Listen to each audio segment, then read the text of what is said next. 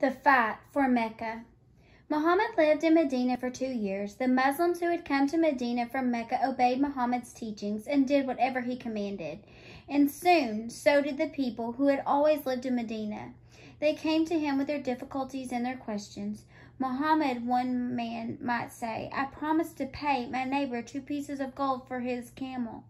I gave him the gold, and he gave me the camel. I took the camel home, but the next morning it was dead. He sold me a sick camel. Shouldn't I get my money back? Then Muhammad would decide whether the man would get his money back. Now, Muhammad was more than just a prophet. He was also the ruler of a city. He had to be a judge and a king as well as a preacher. And the people of Medina followed the laws that Muhammad made. Be kind to your parents, he ordered his followers. Be loyal to other Muslims. Always watch out for them. Don't drink wine or eat pork. Those things are bad for you. And take care of your families. Muhammad's new laws made life in Medina peaceful, but the city of Medina had other problems. There was barely enough food and water in Medina to take care of the people who had always lived there. And now Muhammad's followers, all the Muslims who had fled from Mecca, needed food and water as well. Soon people in Medina began to go hungry. So several of the city leaders went to visit Muhammad. Prophet, they said, our children are hungry. There's barely enough water to keep us alive. What will we do? Muhammad thought for a long while. Finally, he said, go out to the high road and wait until you see a caravan of camels taking food and supplies to the city of Mecca.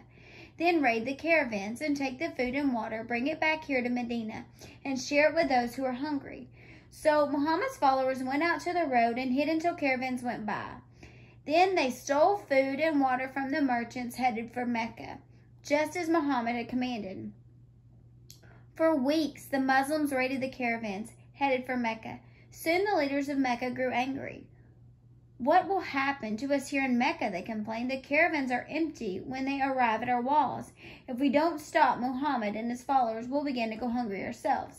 So the army of Mecca marched out towards Medina. When Muhammad heard that Mecca's army was on his way, he gathered his own army together and marched out to meet them. He told his followers that it was right to fight because Medina was being attacked.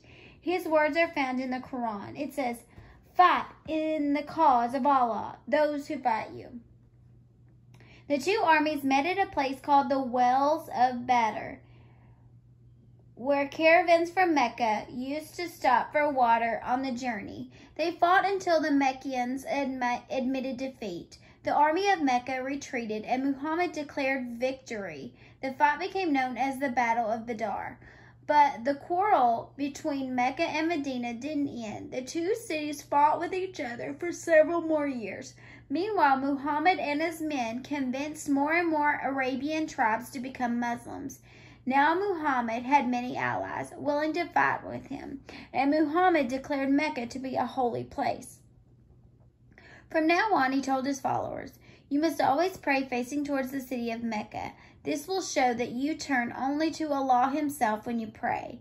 The Muslims wanted to conquer Mecca more than ever. Finally, Muhammad and 10,000 Muslim followers marched towards Mecca.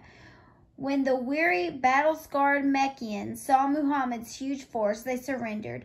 The Muslims entered Mecca triumphantly. They burned all the idols in the city and declared it the holy city of Islam.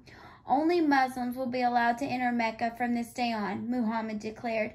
No unbelievers may enter. Mecca is still the holy city of Islam today. Do you remember the 5th pillar of Islam? Every faithful Muslim tries to visit Mecca at least once during his lifetime.